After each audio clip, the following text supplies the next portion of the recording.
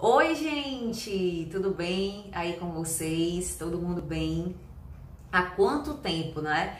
Na realidade, tinha uns 5 meses que eu não gravava vídeos aqui para o YouTube.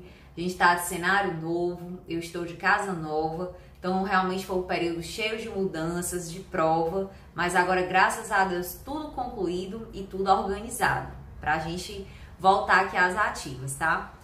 Hoje eu estou inaugurando aqui esse primeiro vídeo, essa primeira aula do Projeto ICMS, que é esse quadro novo que eu resolvi fazer. Na realidade, eu já até queria ter feito esse quadro. Por quê? Porque o ICMS foi o campeão de pedidos, de feedbacks e recados que eu recebi, tanto aqui do pessoal do YouTube como lá no Instagram. Eu noto que é um imposto que o pessoal tem muita dúvida e com toda razão, porque de fato é difícil, tá? E aí eu resolvi inaugurar esse quadro para a gente começar a desmistificar o ICMS. Como é que vai ser a metodologia que eu vou usar aqui, tá? Eu vou fazer vídeos bem mastigados com assuntos separados. Por quê, gente? Porque o ICMS é um imposto muito complexo. Então, assim, não seria nem bom pra mim, nem pra vocês eu fazer uma aula falando tudo sobre o ICMS, até porque teria que ser uma aula de um dia inteiro e talvez não fosse dar conta e ficaria cansativo, tá bom? Então, a gente vai rodar aqui a vinheta e a gente segue na sequência pra gente inaugurar a nossa primeira aula.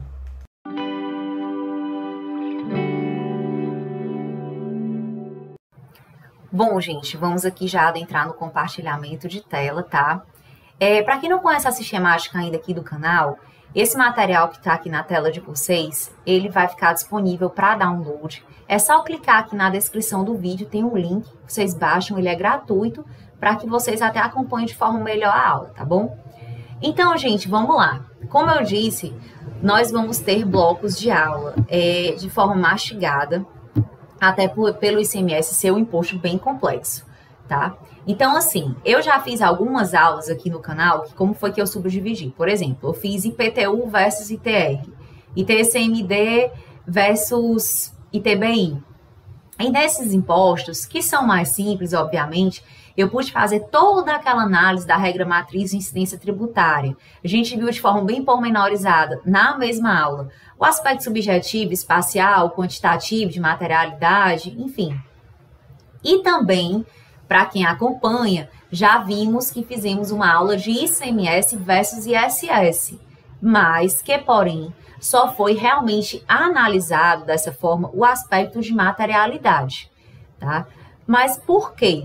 Porque, na verdade, essa aula do ICMS versus ISS, que ficou uma aula bem bacana, para quem tem dúvida nesse aspecto de materialidade entre esses dois, eu aconselho, aquela parte da Lei Complementar 116 que rege o ISS, todas aquelas exceções, né, de cobranças concomitantes entre ICMS e ISS estão bem detalhadas no material, realmente ele ficou bem esquematizado. Eu vi que o pessoal baixou muito, fico feliz, sinal que estão gostando e está ajudando também nos estudos, claro, que até porque esse é o objetivo. Então, essa aula daquela aula foi feita dessa forma, por quê? Porque ela era uma base para que a gente entendesse a sequência de aulas que viriam, que no caso foi das teses tributárias sobre o ISS, que era um tema que estava muito em voga do ano passado, né? Como a gente lembra que a gente teve uma enxurrada aí de decisões através do plenário virtual do STF, e era muito necessário que a gente entendesse realmente essa segregação de materialidade entre esses dois, para que a gente entendesse o tema das teses, tá? As teses também das aulas que teve aqui, ela realmente, todo mundo pensa assim, a tese tributária é mais voltada para advogado, mas não é, gente, na realidade tudo é conhecimento e tudo serve para que a gente entenda. Eu particularmente não sou advogada e me intero de tudo de tributário, embora não vá trabalhar, enfim, fazendo o que um advogado faz, mas como eu disse, tudo é conhecimento, tá? Porém, nesse novo quadro, a gente vai ver, de fato, o ICMS através dessa regra matriz de incidência tributária e vamos ver todos esses aspectos, tá bom? E hoje a gente vai começar com o critério subjetivo. Vamos entender aí esses personagens, que é o contribuinte habitual e o contribuinte eventual, tá? Gente, como eu disse aqui no início do vídeo, realmente o ICMS é o campeão de demandas aqui, né? Ele é um imposto bem complexo mesmo. E aí eu trouxe um guia para ajudar vocês a entenderem, porque o ICMS, para que você entenda uma coisa, você realmente tem que entender todo o resto, para você ir sedimentando e consolidando sua base. Esse guia prático, ele é para todo qualquer imposto, certo? E em especial para o ICMS, pelos motivos que eu já falei. Então, vamos lá. É muito importante, gente, que você entenda e saiba diferenciar essas figuras, porque elas causam muita confusão. Vou já dar um exemplo disso. Tendem a confundir. Então, vamos lá. Hoje a gente vai tratar do contribuinte, certo? Contribuinte que é sem dor. É até, assim, uma parte bem mais tranquila se comparada às outras, né? O fato gerador, aspectos de materialidade, que foi o que a gente tratou muito já na outra aula. Então, assim, se a gente pegar a Constituição aí como base de ponto de partida, a gente vai ver o quê? Que o ICMS incide sobre o quê? Circulação de mercadorias e prestação de serviços de transporte interestadual, intermunicipal e de comunicação. O ISS também é um imposto sobre serviços, porém, ele vai incidir nos serviços que não estão elencados para o ICMS. É tanto que a gente sabe que existe uma lista anexa à Lei Complementar 116 enorme, mas nenhum desses serviços é nenhum desses três que eu acabei de falar. Então, para quem acompanha aqui o canal, sabe que o ISS, o transporte intramunicipal, por exemplo, está no campo de incidência do ISS e está careca de saber disso. Por quê? Porque o transporte interestadual e intermunicipal, incidência do ICMS, tá? A questão do aspecto espacial. Gente, aqui eu começo a chamar a atenção. Ele não é tópico da nossa aula de hoje, porém a gente aqui já tem o intuito de dar uma introduzida mesmo nos conceitos. Gente, o local da prestação, ele é de suma importância. A Lei Candir, a Lei Complementar de 87 de 96, que a gente vai já falar um pouquinho sobre ela tem um artigo enorme, que é bem extenso, que elenca vários locais da prestação, da operação ou prestação. Mas por que ele é tão importante? Porque, gente, a depender desse local é que a gente vai definir para qual estado vai o ICMS. Então, vamos dar aqui um exemplo. Como regra geral, no caso de uma circulação de mercadorias, tá? Então, digamos que eu tenho um estabelecimento A situado aqui no meu estado do Ceará e vou vender para o estabelecimento B, também aqui no estado do Ceará. Para fins de local da operação, qual é o local considerado? O estabelecimento A, que deu saída dessa mercadoria. Então, a partir desse conhecimento, a gente sabe que esse ICMS devido nessa operação vai para quem? Para o estado do Ceará. Então, aqui que a gente vai saber para qual ente, para qual estado vai o ICMS, tá? Muitas pessoas confundem o local da operação com o momento da ocorrência. Gente, são duas coisas distintas, tá? Vou dar um exemplo. Eu, Michele, pessoa física, decidi importar um carro lá dos Estados Unidos. E aí, o meu carro, ele chegou aqui no Brasil, ele vai passar pelo quê? Pelo desembaraço aduaneiro, no qual a repartição aduaneira, que geralmente fica lá nos portos, mas que também pode ficar em outros locais, obviamente, nesse caso eu estou falando porque, digamos que ele tenha vindo pela via marítima. A repartição aduaneira vai fazer o desembaraço para nacionalizar aquela mercadoria, que é de procedência estrangeira, que no caso veio dos Estados Unidos. E aí vai gerar uma declaração de importação, eu vou recolher o ICMS. Porém, esse carro vem para onde? Vem para cá, vem para o meu estado. Ele não vai ficar lá em Santos, embora ele tenha sido desembaraçado lá. Então, a Lei Candir, ela considera como local da operação o estabelecimento do adquirente ou o domicílio do adquirente. No caso de não ser uma pessoa jurídica. No meu caso, eu não tenho estabelecimento. Teria que ser aqui o meu domicílio. Então, embora o ICMS tenha sido pago no momento do fato gerador, aliás, nem sei se ele foi pago exatamente nesse momento, mas digamos que para fins de fato gerador foi o desembaraço aduaneiro, e esse desembaraço aduaneiro ocorreu em Santos, gente, ele não vai ser devido para Santos, ele vai ser devido para o estado do Ceará, pois aqui está o domicílio do adquirente dessa mercadoria, no caso, eu. Então, vocês vejam que são duas coisas distintas.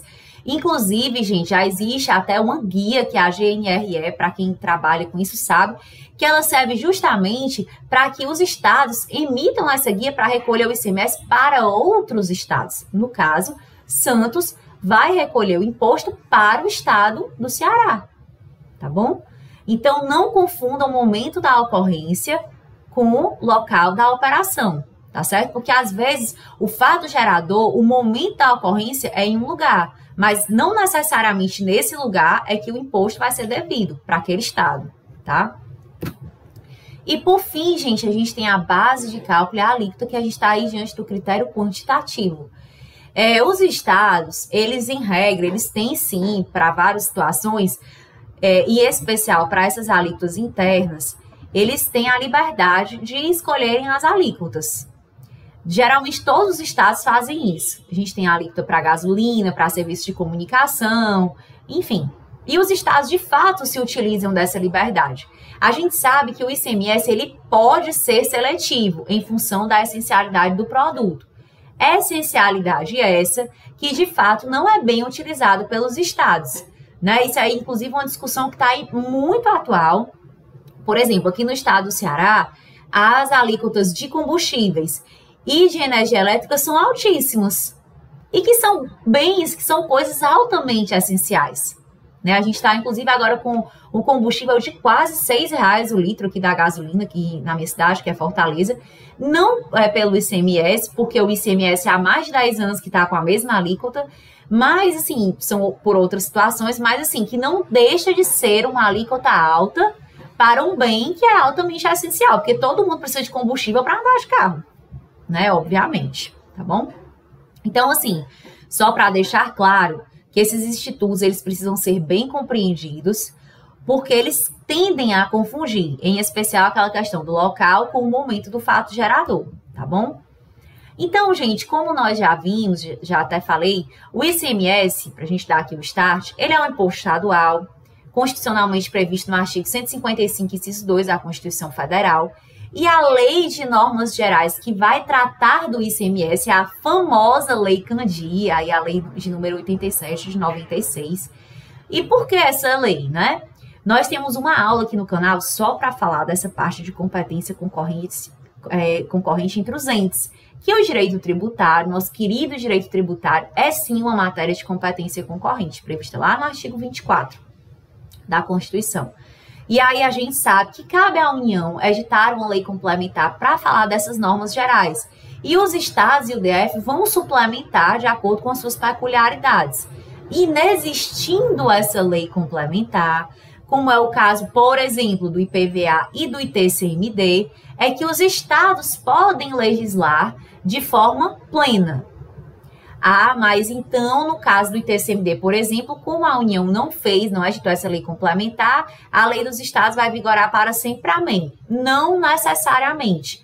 Porque, sobrevindo uma lei complementar de normas gerais da União, aqueles incisos, aquelas matérias editadas pelos estados, que constem lá nas leis estaduais, que forem contrárias a essa lei complementar que sobreveio, a esses incisos, eles vão ser suspensos nessas partes que forem contrárias, tá bom?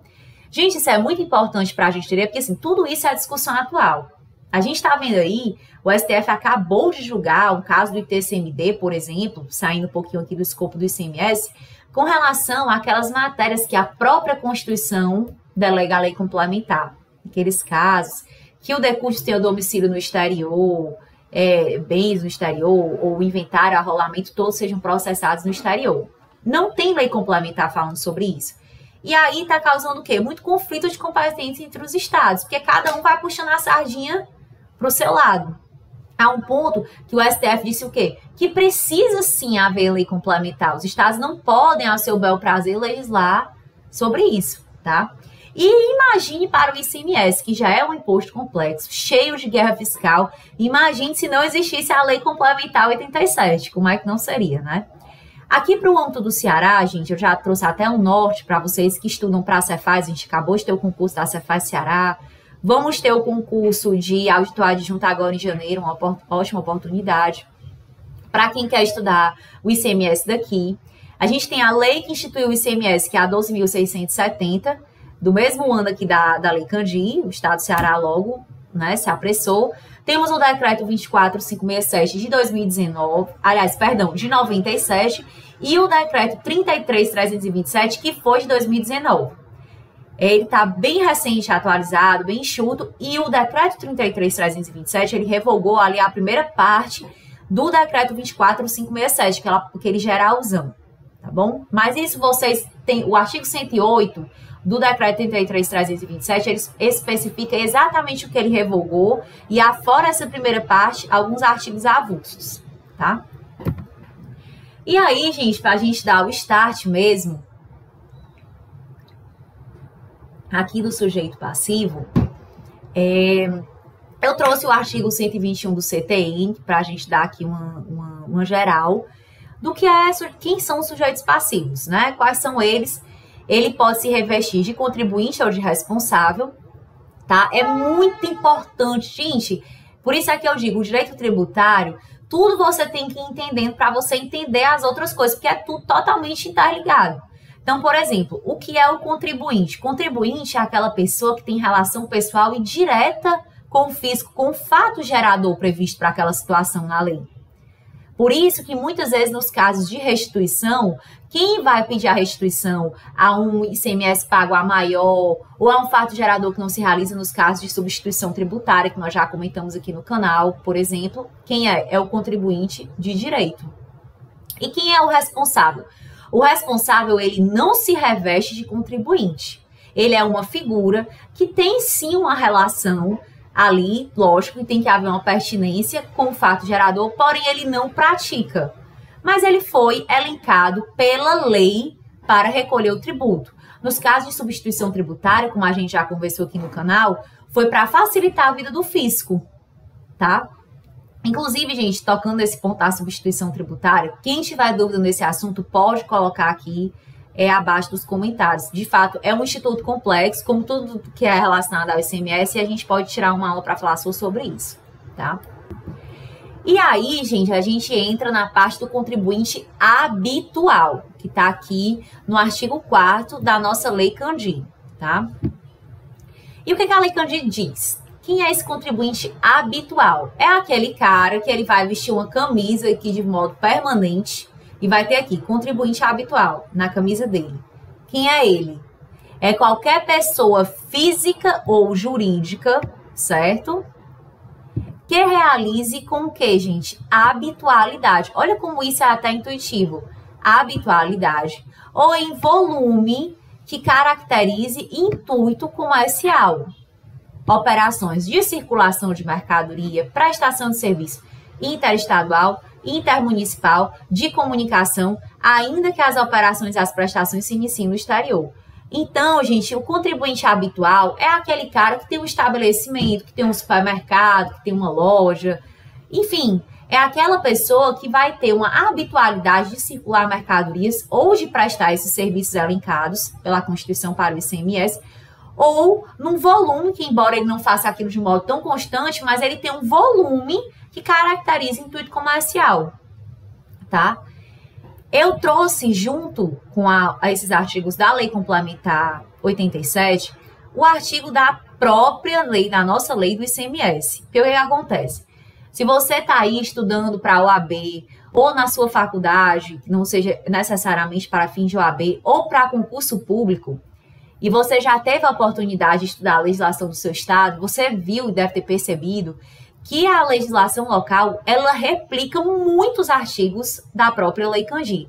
Então, quando a gente entende a Lei Candir, a gente já está meio caminho andado, a gente já está na frente de muita gente para pegar uma legislação local, por exemplo. E nessa parte do contribuinte, gente, é que é mesmo. É Ctrl+C, Ctrl+V. Como está aqui, o artigo 14 da lei aqui do Estado do Ceará do ICMS é Ctrl+C, Ctrl+V do artigo 4º da Lei Candir. Contribuinte habitual é esse. Sem dor, sem medo de ser feliz, tá bom? E aí temos o contribuinte eventual. Contribuinte eventual é aquele cara que vai botar aquela camisa vez ou outra, em determinadas situações. Ele vai vestir, ele vai pagar o ICMS e ele vai tirar a camisa, certo? Por isso que é eventual. Então, a lei complementar 87, o que ela diz? No parágrafo único daquele artigo 4º, que também é contribuinte a pessoa física ou jurídica que mesmo sem habitualidade ou intuito comercial. Gente, isso aqui é muito importante vocês terem em mente, certo? Importe mercadorias ou bens do exterior, qualquer que seja a sua finalidade. E também seja destinatário de serviço prestado no exterior ou cuja prestação se tenha iniciado no exterior. Gente, aqui é como um grande professor meu de legislação tributária, fera aí na legislação tributária do ICMS, Eduardo da Rocha, diz: importou, se lascou. Eu, Michele, estou aqui na minha casa e decidi importar meu carro lá dos Estados Unidos. Ah, mas eu só importei um carro. Só foi uma única vez na minha vida, não foi nenhuma frota, não importa. Ah, mas esse carro, ele é para o meu uso pessoal. Ah, mas esse carro eu vou botar ele, sei lá, vou doar ele. Não importa, gente, não importa. Você importou, você tem que pagar ICMS. E morreu Maria Praia, como diz aqui no estado do Ceará, certo? Importou, pagou, ponto final. Quando também esse contribuinte, né, essa pessoa físico-jurídica, adquira em licitação mercadorias ou bens apreendidos ou abandonados. Gente, aqui tem muito comum, tem aqueles leilões ali da Receita, né? O pessoal apreende aquelas coisas, enfim, que chegou aqui de forma ilícita, ilegal. E aí muita gente vai lá e compra. Paga ICMS? Com certeza, você paga ICMS. E aqui essa parte da licitação é bem interessante a gente falar, assim, porque, por exemplo, o caso da importação nós já falamos que o momento é uma coisa, desembaraço aduaneiro, local, estabelecimento do adquirente ou domicílio. Duas coisas distintas. Aqui na licitação também a gente tem isso para tudo, gente. Por exemplo, na licitação, qual é o local? Onde é aquele estado que vai ser realizada aquela licitação?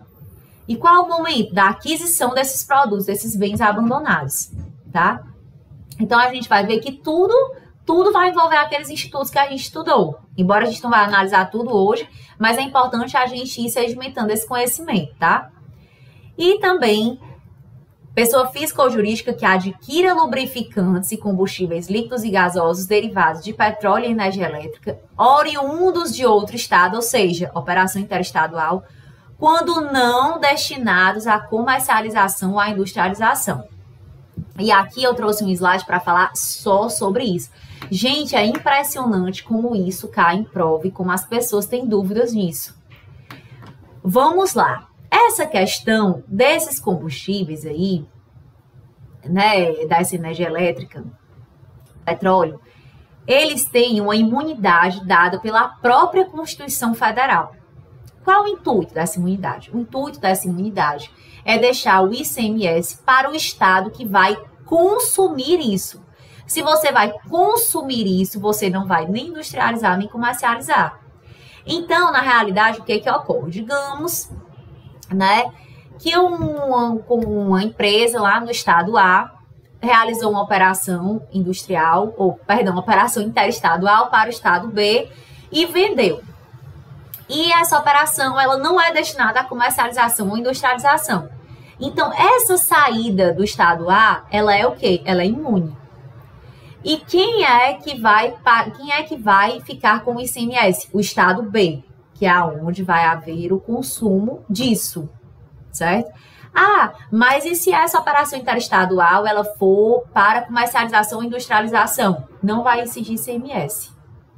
Essa saída é imune.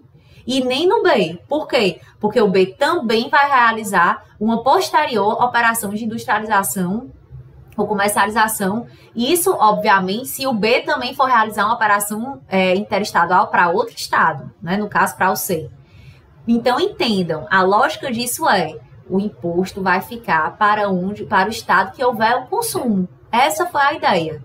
Por isso que a lei complementar, nessa nossa lei Candia, ela veio corroborar esse entendimento, quando ela diz que o imposto incide também sobre a entrada no território do estado de petróleo, lubrificantes, tal, de energia elétrica, quando não destinados à comercialização ou à industrialização, decorrente de operação interestadual. Isso é uma operação interestadual, gente, frisem isso, tá?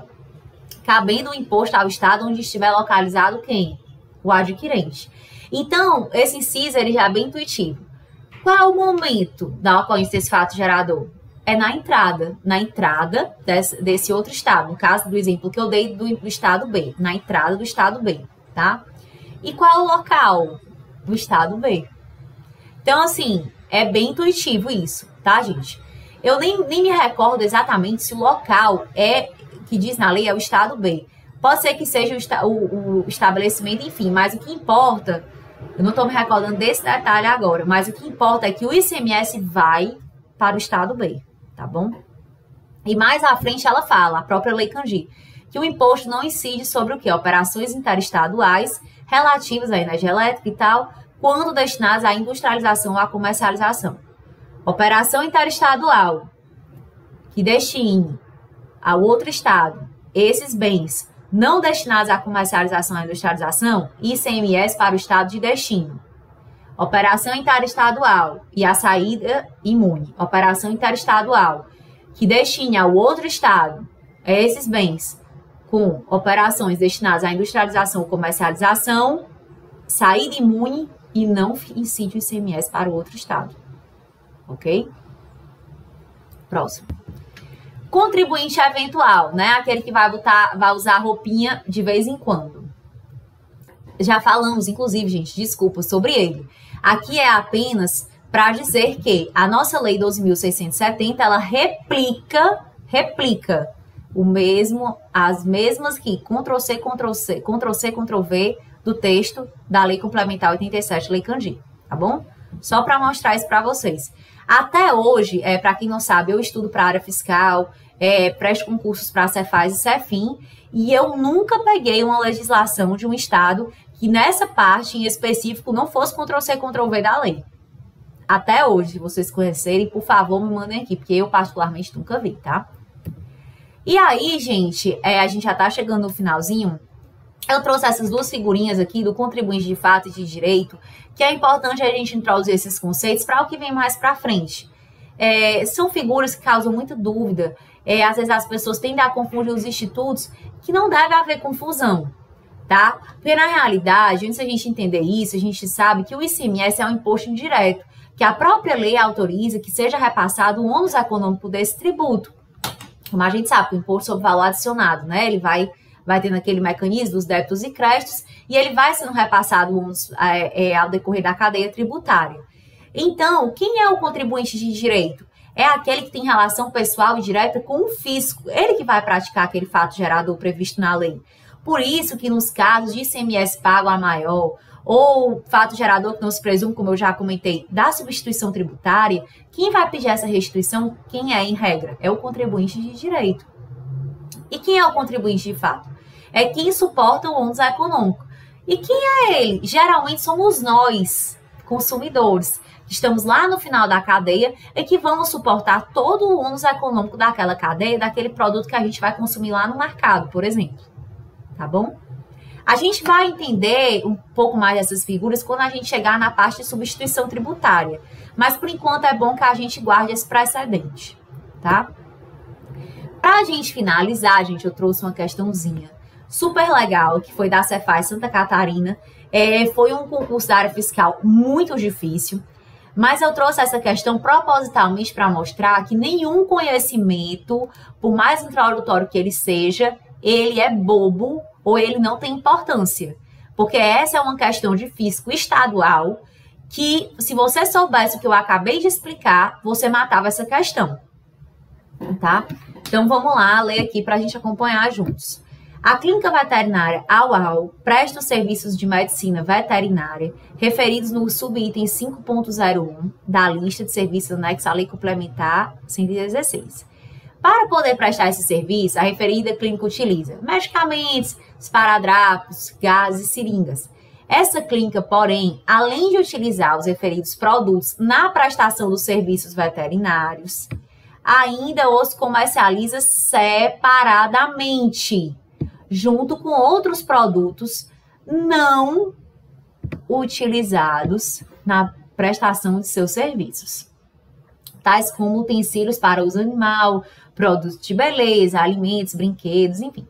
Embora esta comercialização represente mais de 50% de seu faturamento, seja habitual e em volume que caracteriza comércio, a referida clínica não está inscrita no cadastro dos contribuintes do ICMS estadual, nem recolhe o referido imposto. De acordo com a legislação acima, a clínica veterinária AUAL. Gente, antes da gente ir para os itens, vamos fazer aqui uma recapitulação dessa questão. Primeiro, é uma clínica veterinária. De fato, esses serviços estão sim no subitem 5.01 da lista. Se eu não me engano, o item 5 fala dos serviços veterinários. E com quem assistiu a minha aula aqui de ICMS vs ISS viu que esse não é um item que tem ressalva de cobrança concomitante de ICMS e ISS. E aí? Então, gente, eu vou dar aqui um exemplo prático. Eu tenho um gatinho que se chama Gucci. Muitas vezes eu levo o Gucci ao veterinário e ele vai fazer um exame, ele vai fazer uma consulta. De fato, aquela clínica vai me prestar um serviço ali. Então, tudo aquilo que for utilizado para aquele exame, para aquela consulta, seja remédio, seja esparadrapo, gás, enfim, uma cirurgia, de fato, só vai incidir ISS sobre aquilo. Porque a Lei Complementar 116 não me deu ressalvas quanto ao ICMS. Porém, gente, a questão nos deixa muito claro, de forma detalhada, inclusive, que a clínica comercializa separadamente outros produtos que não são utilizados na prestação desses serviços. Por exemplo, muitas vezes eu vou ao pet shop e vou comprar ração, vou comprar areia, vou comprar um remédio, vou comprar, sei lá, uma roupinha bonita que eu achei, e o Gucci nem está comigo, ele nem vai ser prestado nenhum serviço para ele. Então, ali, de fato, é uma comercialização de mercadorias, certo? Que não estão atreladas à prestação daquele serviço. Essa clínica, com toda certeza, entrando aqui na seara do planejamento tributário, ela tem que ter uma inscrição estadual e uma inscrição municipal. E ela vai segregar as atividades dela e vai ser concomitantemente contribuinte do ICMS e do ISS. Esse é o procedimento correto a se fazer, certo? Então, tendo em vista nessas noções, vamos aqui para os itens. A. Não é contribuinte do ICMS incidente sobre as mercadorias comercializadas, pois não está inscrita no cadastro do ICMS estadual, nem recolhe o referido imposto. Gente, a gente nem conhece a legislação de Santa Catarina, mas como eu disse para vocês, a maior parte, eu nunca vi até hoje, uma legislação local que não replicasse aquele artigo que a gente viu da Lei Candir. Então, a Lei Candir, em nenhum momento ela disse assim, olha, mas quem não tiver inscrito no cadastro estadual não vai pagar ICMS não. Até porque, gente, se assim o fosse, ninguém iria pagar ICMS, que aí ninguém ia se inscrever no cadastro, certo? Então, isso aqui não tem nada a ver, ele viajou na maionese, certo? B. É contribuinte do ICMS incidente sobre as mercadorias comercializadas, pois realiza operações de circulação de mercadoria com habitualidade ou em volume caracteriza comércio. Perfeito. Exatamente o que nós vimos hoje, gente. Com esse conhecimento de hoje, a gente matava essa questão de Santa Catarina. Item C. Não é contribuinte do ICMS. Ah, e só mais um detalhe. Essa questão ela foi tão camarada que ela nem precisava ter dito que essa comercialização aqui em cima representava mais de 50% do faturamento. Mas ela foi tão minuciosa que ela ainda disse isso. Por quê? Porque na sequência ela disse que é habitual e em volume que caracterizava o comércio. Certo?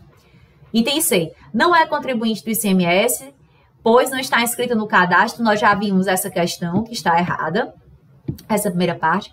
Mas é responsável tributário por ser prestador de serviços sujeitos ao tributo municipal, que utiliza parte das mercadorias nas prestações de serviço que realiza. Gente, nessas prestações de serviço que ela realiza, ela não é responsável. Nós acabamos de ver hoje lá no artigo 121 do CTN. Ela é contribuinte do ICMS, certo? Ela aqui não é responsável, ela é contribuinte, ela pratica o fato gerador. Então, não há o que se falar em responsabilidade tributária de ISS nesse caso, tá? Não é contribuinte do ICMS, pois tratando-se de clínica veterinária, que já é contribuinte do ISS, não pode ela concomitantemente ser contribuinte do ICMS sobre pena de haver duplicidade de tributação. Gente, isso foi o maior absurdo que eu já li em toda a minha vida. Primeiro, a nossa lei complementar 116, ela traz uma série de ressalvas, como nós já vimos naquela aula, de presença concomitante de cobrança de ICMS e ISS. Então, como é que a pessoa não pode ser contribuinte dos dois impostos, gente? Seria assim, ilógico, não tem cabimento uma coisa dessas. Ela é, sim, contribuinte concomitante, certo? Não caiam nisso e Ave Maria, que além de ser intuitivo, seria, assim, praticamente impossível no nosso ordenamento jurídico, tá? E outra, não há duplicidade de tributação. Ela vai pagar ISS sobre os serviços veterinários e ICMS nessas mercadorias comercializadas afora, a parte dessa prestação de serviços. Não há nem o que se falar em duplicidade de tributação aqui, tá bom? Por fim, não é contribuinte do ICMS, porque clínicas veterinárias não são estabelecimentos comerciais, ainda que nelas se faça algum comércio. Gente, nós ainda não vimos o artigo que trata do estabelecimento comercial, mas eu já adianto para vocês que isso não é verdade. Ela atende, sim, todos os pressupostos, como a gente vai ver mais para frente, de um estabelecimento comercial, e como de fato ela é contribuinte do ICMS, então isso não está verdadeiro, ok? Gente, por hoje é só. Quem gostou, fica aí, dá o like, tá bom? Eu quero deixar vocês bem à vontade para falarem o que acharam dessa aula. Gente, o feedback de vocês é muito importante, porque eu só tenho como saber se vocês estão gostando do material, da aula, aqui do esquema que eu tô fazendo, se vocês me derem feedback, tá bom? E é isso. Se vocês quiserem pedir dúvida, ou, professora, na próxima aula, fala sobre determinada coisa do ICMS, vai para a parte do local, vai para a parte do momento, eu tenho muita dúvida nisso, fiquem à vontade. No que eu souber e no que eu puder ajudar vocês, eu tenho o maior prazer de fazer. Não tenham vergonha, porque o ICMS, de fato, ele é um imposto muito difícil. Olha, eu sou estudante da área fiscal há anos e tem coisas que às vezes eu me pego no ICMS que eu esqueço, que é difícil mesmo a compreensão. Certo? O ICMS ele é um imposto que é assim, devagar se chegar longe, tá? Fica aqui o meu convite para vocês me seguirem nas minhas redes sociais. Tem muita notícia, conteúdo para quem gosta de se inteirar do direito tributário, salvar esqueminhas para estudar, tá bom? E é isso, gente. Um final de semana aí bom para todo mundo e até a semana que vem, se Deus quiser.